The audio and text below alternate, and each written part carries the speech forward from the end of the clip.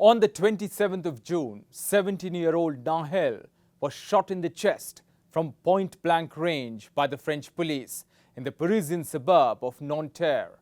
His crime was that he hadn't stopped during a routine police check.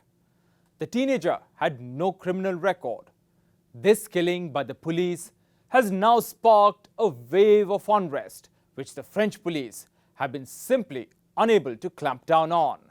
French President Emmanuel Macron has deemed the shooting to death of the teenager as inexcusable.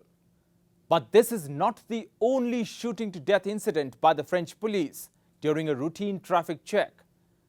There have been a spate of incidents in the last 18 months where the record of the French police has been called into question. So why are incidents of deadly police shootings in France on the rise? Our next report gets you the details.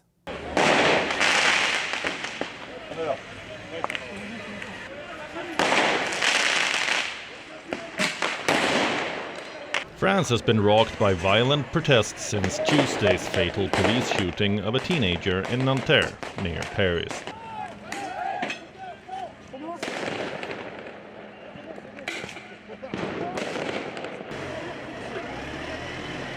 The 17-year-old, identified only by his first name, Nahel, was shot point blank during a traffic stop that was captured on video. Major French cities were convulsed by successive nights of protests in which cars were torched, buildings vandalized, and hundreds were arrested across the country.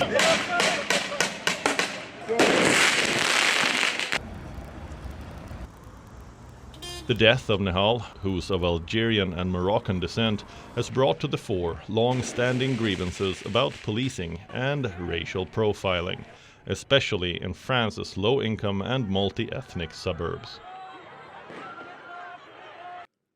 Today, there is shock, mourning, anger, and it's up to the courts to answer to that.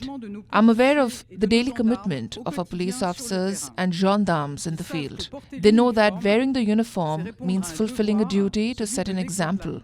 The shocking images broadcasted yesterday show an intervention that clearly does not seem to comply with the rules of engagement of our law enforcement officers.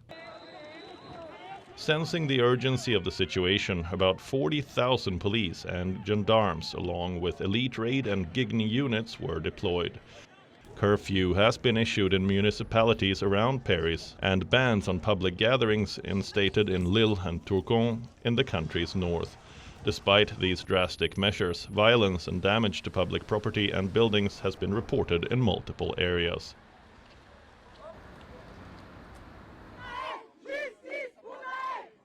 On Thursday, a memorial march for Nahel was led by his mother, Mounia, in Nanterre, the working-class western suburb of Paris where the teenager lived and was shot dead.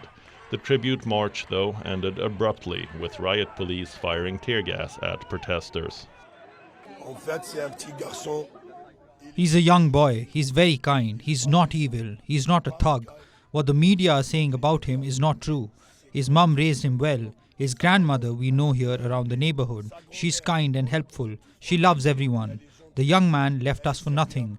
We're not saying we're not contradicting the state. We're not contradicting the legal or police procedure. Yes, he was driving a car without a license. He tried to flee, but he should not have been killed. That's all. They shouldn't have fired.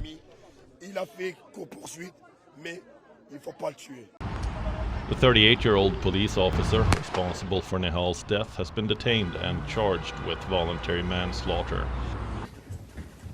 French President Emmanuel Macron, who cut short a trip to Brussels where he was attending a European Union summit, has appealed for calm.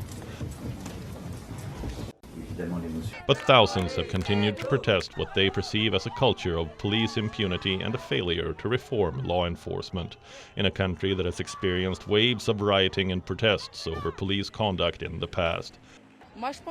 I think our police are tired. Our police need training. Our police need more people. They are exhausted and it gets even more out of hand. And within the same police, there is racism. And we absolutely have to fight that. As long as these questions are not laid out on the table and not taken seriously, of course, it will not go well in working-class neighborhoods. Last year, as many as 13 people were killed after refusing to stop for police traffic checks. A law change in 2017 that had invested French police with greater powers to use their weapons is under scrutiny now.